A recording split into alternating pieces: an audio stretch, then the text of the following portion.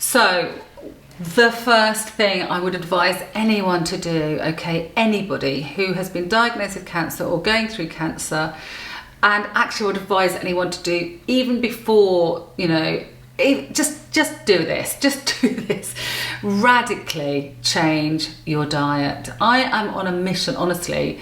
If I could, I would just get everybody to look at the diet. And we've got to ask ourselves, why is it that in the UK, 1 in 2 people are being diagnosed with cancer? It used to be 1 in 4, now it's 1 in 2. Come on, guys, we've got to join these dots up and start asking ourselves, what is it? What is it that, that's contributing to this escalation in chronic disease? Diabetes is increasing, cancer is increasing, autoimmune diseases, all sorts of other things are more prevalent than they've ever been. Why? Well, I genuinely believe, and there is a lot of research and a lot of evidence to have a look at this and support it, but it's the diet. It's absolutely our diet and what we're eating. There is, everything is processed. Everything seems to be fast food, convenience food. What is in the food that we are eating now? I think our body doesn't even recognise some of the food we're putting in. Some of the chemicals that we're putting in our bodies. It's shocking. It's absolutely shocking. And the other thing that I've noticed, because I have a bit of a war against sugar, particularly, is that there's sugar in everything. There's even sugar in, savoury foods. Why? Why are we putting all this stuff? Somebody said to me the other day, and I don't know, this is not scientific at all, but someone said this the other day, that there have been comments made that we could be one of the first generations to bury our children. Now, that's shocking. Why? Younger and younger people are getting cancer. Younger and younger people are getting diabetes. Why? Because they're living on foods and having diets that are, I believe, contaminated. We're artificially inseminating cows to produce milk all year round. We're doing all sorts of stuff. We're injecting steroids and hormones and antibiotics into animals to produce more and more food. And I'm not even going to get into the debate here because I could be here all day on my soapbox talking about this. But let's talk about food. Let's talk about, as Socrates said, let food be thy medicine. And I know that's much cliched and bandied around now, but it is true.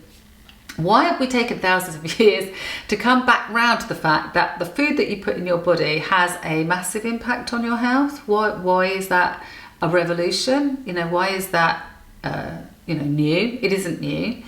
So I looked at all sorts of diets and all sorts of things going on, and I also looked at scientific reports on certain vegetables and certain things and how they affected tumours and significantly reduced tumours and cancer cell growth, right? And there are top 10 foods that you can eat now before you're even diagnosed with anything. But if you have been diagnosed with cancer or going through the cancer journey, these are foods that you should be saturated on, okay? So what are the top 10 foods? Broccoli. In fact, cruciferous vegetables, broccoli, cauliflower, Brussels sprouts, incredible anti-cancer properties in those. I actually lived on broccoli. I've put a blog on my website about broccoli, but I was eating broccoli for breakfast. I was eating raw broccoli at lunchtimes and making broccolis and salads and Brussels sprouts. Brussels sprouts are not just for Christmas, they're for all year round if you can get hold of them. They're amazing. They're part of what's called a family of cruciferous vegetables, and they're absolutely amazing for anti-cancer. Alliums are things like garlic, onions, amazing anti-cancer properties in those, okay? Super foods. Then you've got things like berries, dark berries, huge antioxidants, okay? Really essential. Then things like kale. Well, we know about kale, I think, because it's become this kind of bit of a superfood. Again, I've got a blog on my website all about kale and their properties and the scientific studies on it. They're all there, and all the links to the actual studies on kale. And then you've got spinach, dark green leafy vegetables, incredibly healthy. And the last one is things like medicinal mushrooms and mushrooms. Mushrooms are also incredible and also predominantly used in Chinese medicine. And I'll come on to that when we talk about alternative health. So they're the top 10 foods that I believe are anti-cancer foods, and there's a lot of scientific support behind those as well that you can read up on, and I'll share that information with you and the resources on those. Okay, so saturate yourself with those and make sure you're having those on a regular basis, daily if you can. introduce that into your diet for you, your family, your loved ones, your friends.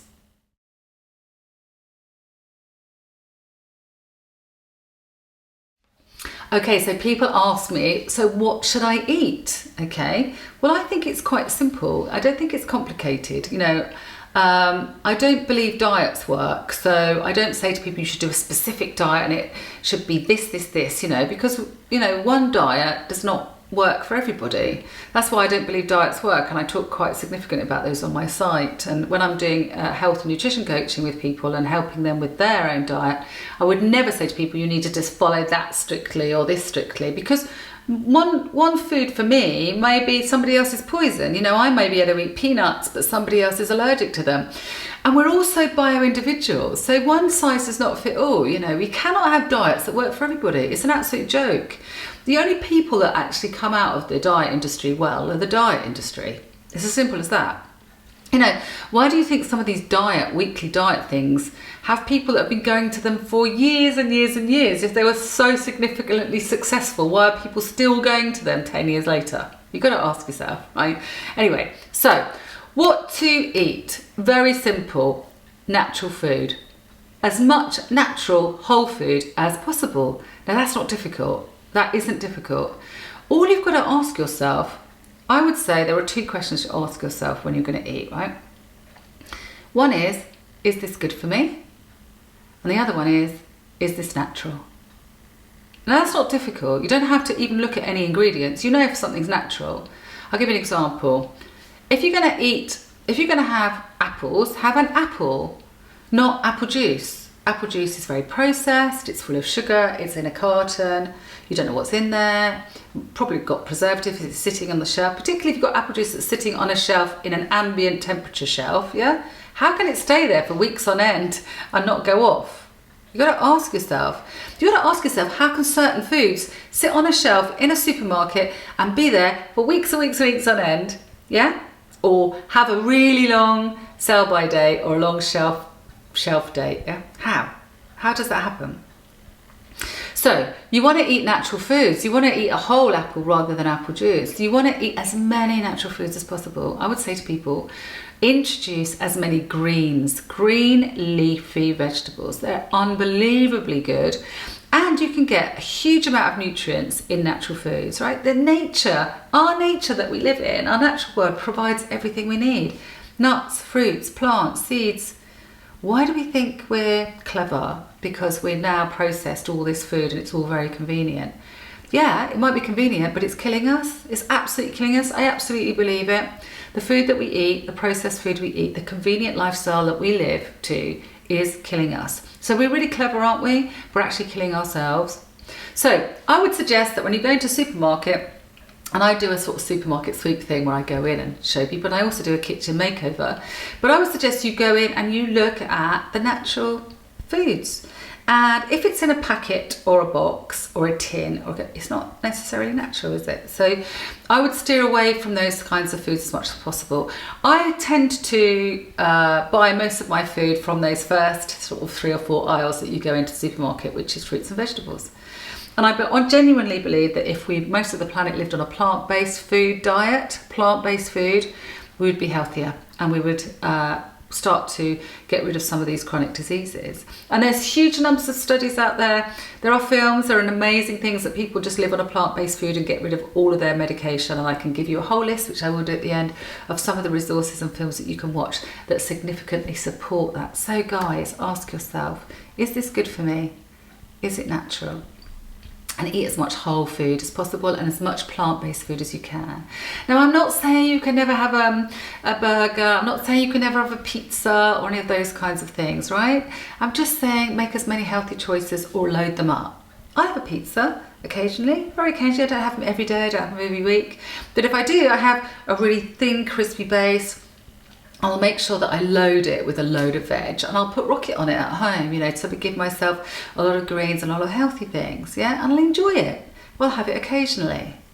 So I'm just saying, ask yourself those questions. And before you put something in your body, ask yourself, is this good for me? Is this good for me? Why wouldn't you ask yourself that? Why would you put something in your body consistently, constantly, over and over again that isn't good for you? We know, we're not stupid. We know what to eat. That's all I'm saying, just be very aware, and we're going to look at that a little bit more in the mindfulness section, okay?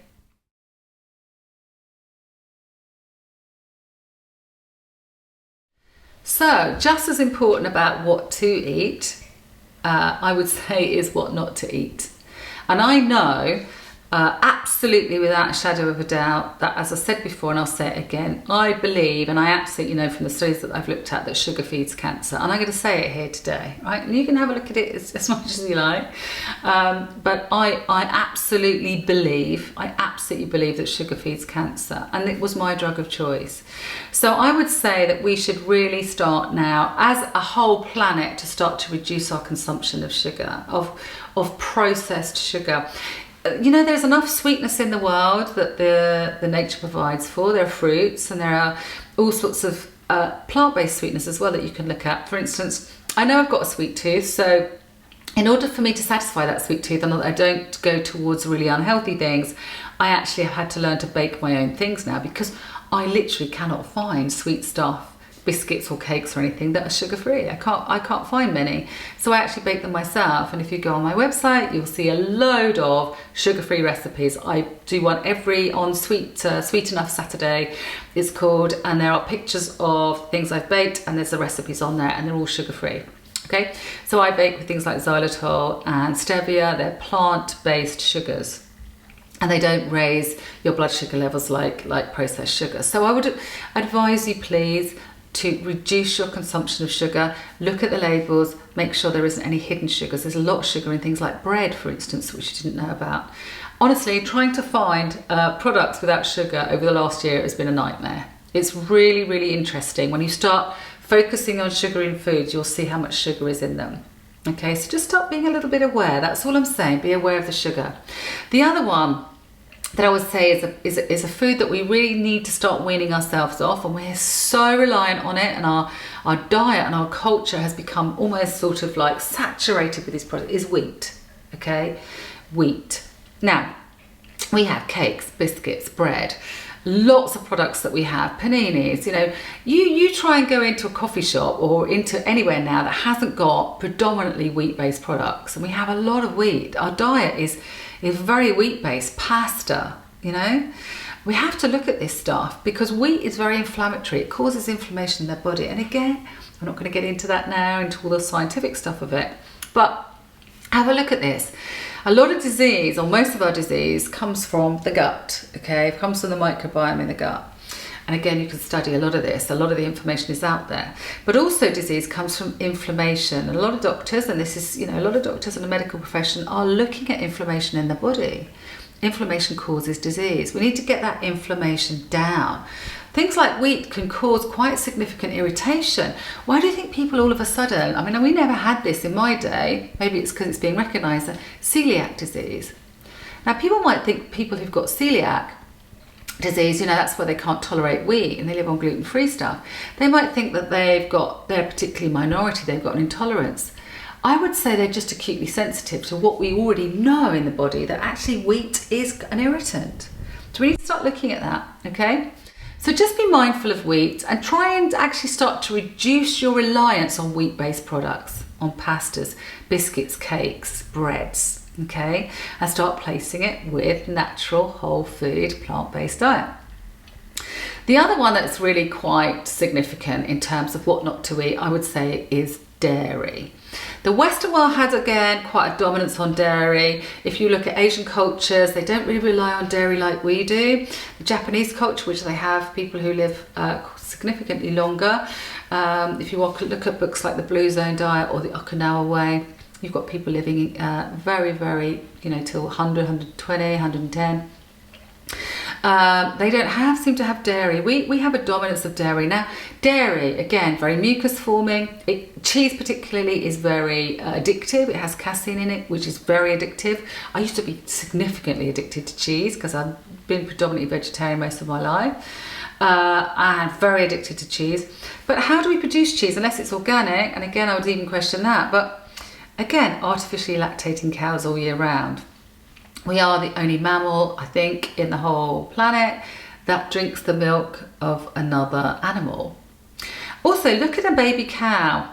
Look at how long it takes for a baby cow to be born to becoming a full-blown cow, living off its mother's milk. Now, that milk is produced with huge amounts of growth hormone to get that baby cow to a full-blown cow, like a full-blown cow in what, a year, is it? Probably less. The human being takes, what, 20 years to develop from a baby to a full-blown adult. Why are we drinking the milk of a cow with that level of growth hormone? Can you see the connections with some of these? We've got to start asking ourselves this: should we be drinking milk from a cow that has that significant amount of growth hormone in? Plus the fact it has steroids and antibiotics and other hormones in. And I do start to also question why girls are having periods now at the age of 9 or 10. In my day, I sound like an old fart, but I'm 56 in January. But when I was younger, girls didn't get periods until they were 15, 14, 15. Girls are getting periods now at 9 or 10. Why? We've got to start asking these questions. Why is that happening? Where is this coming from? Genuinely, I believe it's because there are hormones. There are significant hormones and things, and we have a very heavy-based diet around dairy, cheeses and dairy and milks and yogurts and all those kinds of things. So again, I would ask us as a planet to start reducing our reliance on these kinds of things: sugar, wheat and dairy, and get more plant-based foods, more natural foods, less processed foods.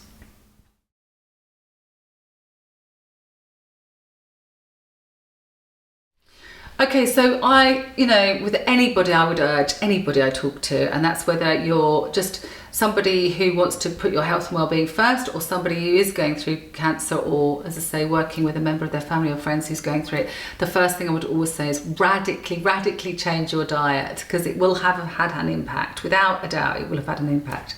So how do you start doing that then? Well, it's a really good idea to start to plot, to put a food diary together.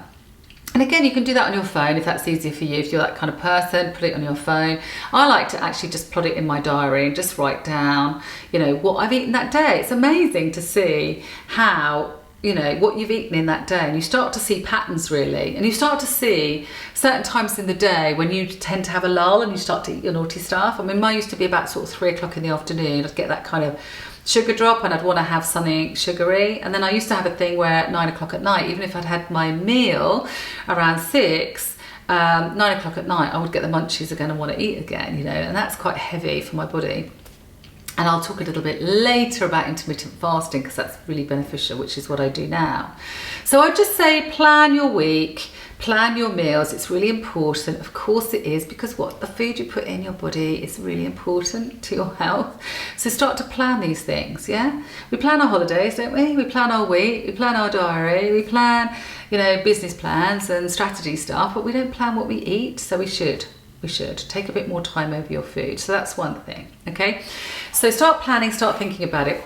The other thing I would say is, now, I'm one of these people who believes in being realistic, right? I am not one of these people who says, right, today you're going to start living off smoothies for the rest of your life, and I see all of these, videos, predominantly the American videos, not got anything against them, but they seem to be a big saturation about all these people who look exactly the same, these kind of health freaks who look perfect, and they all talk about doing smoothies every day and living on this and that stuff and various recipes that take about an hour. And I can't see that that's too realistic to stick to be honest, especially if you've had a habit of not doing those things. I also used to have a phrase that said, life's too short to make your own granola. I don't know about you, but I'm a single working mum and I haven't got time to be making my own granola and smashing it all up and putting it in lovely pots. That's great if you've got that time. I haven't. So I want you to start being realistic, and I'm very realistic. I said earlier, I'm not saying you're never going to eat a pizza again. I'm not saying you're never going to eat a burger. But what I am saying is make your diet, I don't even want to do 80-20. I'm going to say you're going to be 90% healthy and 10%, well, I won't say what I normally say because it's rude, but I would say 90% of being on it and being really, really good with your diet, and 10% of doing what the F you like, right? Doing what the hell you like with the other 10%. Okay, so that you have your indulgences and treats, so it's not all consuming. Now, if you've been diagnosed with cancer, or you're going with cancer at the moment, then I would say be very radical, and I was really, really on it. But post-cancer, in recovery stage, and anybody else who's looking to adopt a new healthy lifestyle, you can have 10 to 20% of a little fluctuation of being a little bit, having your treats, okay? But just be a little bit more aware of what you're doing and planning. Now, when it comes to starting to radically change your diet, I'm asking you to look at an approach where you do a kind of replace rather than remove. Okay, so if I said to somebody, right, I want you to give up this completely, give up certain foods completely, I think that becomes quite stressful, because we don't like to feel this sense of loss. So this is the kind of analogy I use. If you saw a child playing with a particularly dangerous toy and it had sharp bits on it, and you wanted to get, that food, that toy, off that child. If I went up to a 2-year-old and ripped off a toy off them and took it away, what do you think would happen? Well, they'd kick off, wouldn't they, predominantly? If you just ripped the toy away from them, or literally took the toy away and gave them nothing else, they would kick off. So what I would do is I'd allow them to play with this toy, even if I saw they had sharp opposites. I would play with this toy here. I would bring a really lovely new toy, and I would say to them, do you want to play with this toy? This is really lovely. Look at this. This is great. And then they would go, yeah. And then I would give them the healthy one and take the dangerous one away. Then I could get rid of that one. And now they've got a new thing to play with. And it's the same with your diet. If you're going to start to radically change your diet, just replace one with the other. Find something you can replace it with. So, for instance, in my case, because I have a sweet tooth, I now bake sugar, cookies without sugar. I will make chocolate brownies and make sure I have them in the house, so that if I need something sweet, I've got a really healthy alternative to have instead of the sugar one. So that I'm replacing, good with bad. Yeah, so I'm taking the bad stuff away and replacing it with something good. And I'm starting to do that with huge amounts of things that I'm doing. All right. So just start to look at things that you can do. Open up your cupboards, look at your fridge and say, what could I replace that kind of naughty thing with? What could I replace it with? And there are lots of alternatives out there that you can replace with. So start being mindful around that. Okay. So just don't get too extreme. Just start to sort of ease yourself in. You need to radically change your diet, yes, but make sure you're changing your diet for healthy new things.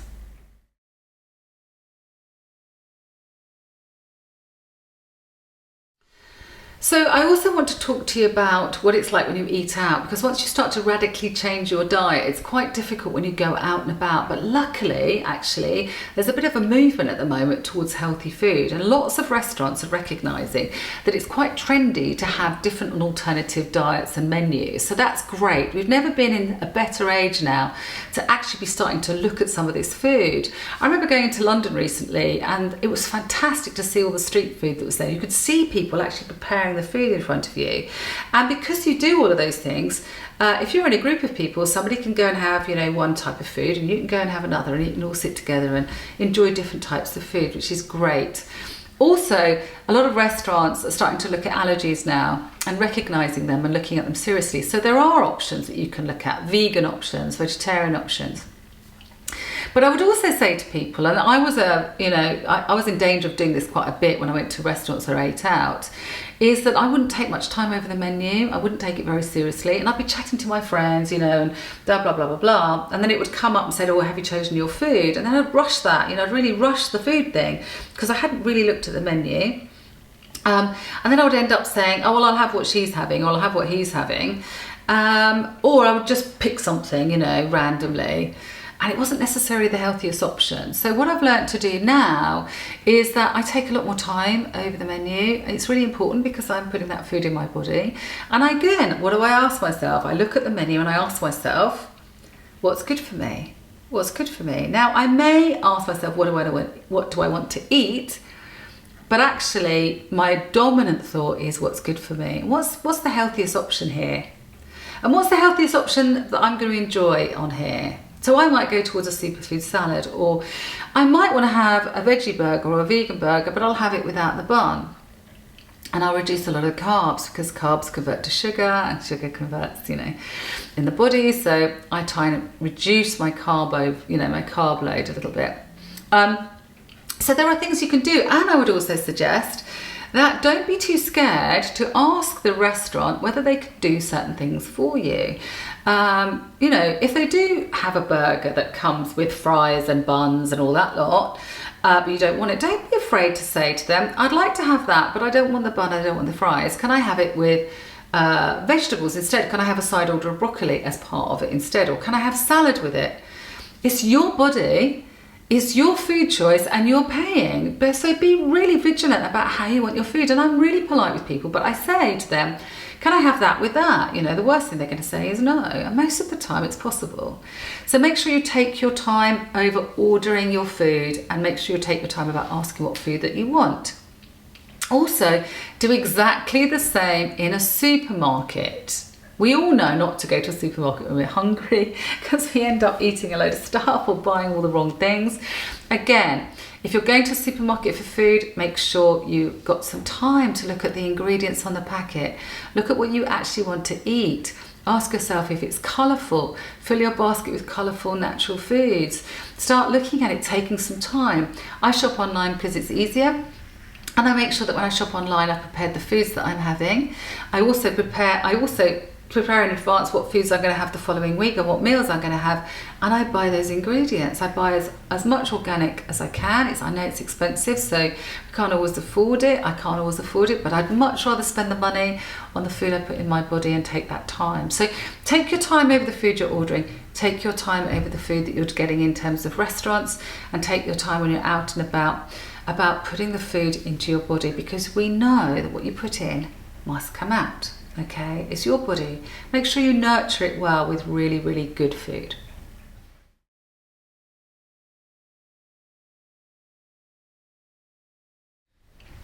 Okay, just the last thing I want to talk about before we move on from diet is juicing. And I know it's become a kind of trendy thing about all this juicing and stuff. Now, juicing and detoxing and all of those things are really healthy for you. And we'll come on to that a little bit later, because there is a module about detoxing. But with juicing, you can add juice to your diet, and I would suggest you do it. It's a great way to get a lot of nutrients from plants and vegetables and fruits into your diet. Okay, it's very difficult to eat a ton of broccoli or a ton of spinach, or sometimes you may not even like some of these textures of the food, so it might be an easier way for you to put it in a juice or a smoothie. So 2 great pieces of kit that you can get: a juicer and a blender, or a NutriBullet or something like that. And there are lots of blenders on the market that you can get, power blenders, speed blenders, and there are some great juicers. And depending on your budget, you don't have to spend a fortune, but just have those in place. I start my day every day with a celery juice, because celery is incredible. There's a great book, which I'll put the resource in here for you, about the benefits of celery and the anti-cancer properties of those.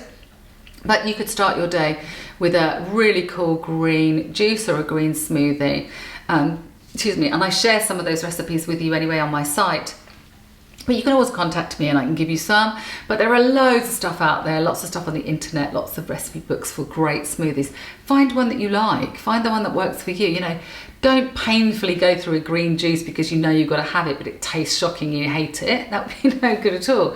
Find the ingredients that you love, find the natural ingredients you love, and find yourself a smoothie. And you can change it around, yeah?